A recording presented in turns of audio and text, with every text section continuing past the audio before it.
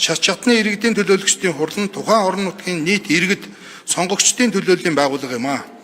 Монгол улсын үндсэн хуульд иргэдийн эвлэлд нэгдэх эрх, төлөөллийн байгууллагаараа дамжуулан нутгийн удирдлагын үйл ажиллагаанд оролцох эрхийг хуульчилж өгсөн атлас шат чатны иргэдийн төлөөлөгч нарын хуульд заасан үндэслэл, журам, нэрийн дор эрх зүйн байдлын хувьд ялгамжтай байдал үүсгэж байгаа нь төлөөллийн байгууллагаараа дамжуулан нутгийн удирдах ёсны үйл ажиллагаанд оролцох иргэдийн эрх оролцоог ялгаатай түвшинд хүргэж байна. Иймд Монгол улсын засаг захиргаан нутаг дэвсгэрийн нэгж түүний удирдлагын тухай хуулийн 38 дугаар зүйлийн 38-ийн 6 дахь хэсэгт сумын иргэдийн төлөөлөгчдийн хурлын төлөөлөгчдийн 3/1 хүртэлх хувь нь төрийн захиргааны албан хаагч байж болно гэж заасан дээрх зохицуултын хамар хүрээг өргөжүүлж хувь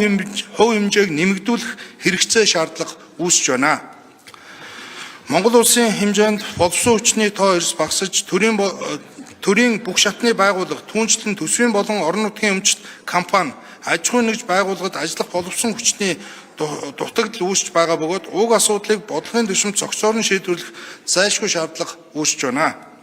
Хөдөө орон нутаг болон алслагдсан сум дүүрэгт ажиллах боловсон хүчний дутагдлыг нөхөх цогц арга хэмжээг авч хэрэгжүүлэх хүрээнд Монгол улсын засаг захиргаан нутаг дэвсгэрийн нэгж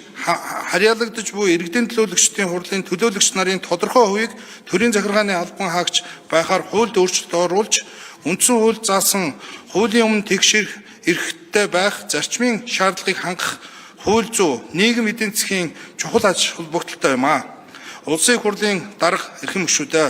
Монгол улсын засаг захиргаан нутаг дэвсгэрийн нэгж түүний удирдлагын тухай хуульд өөрчлөлт оруулах тухай хуулийн төслийг хэлэлцэн шийдвэрлэж өгөхийг хүсье. Баярлалаа.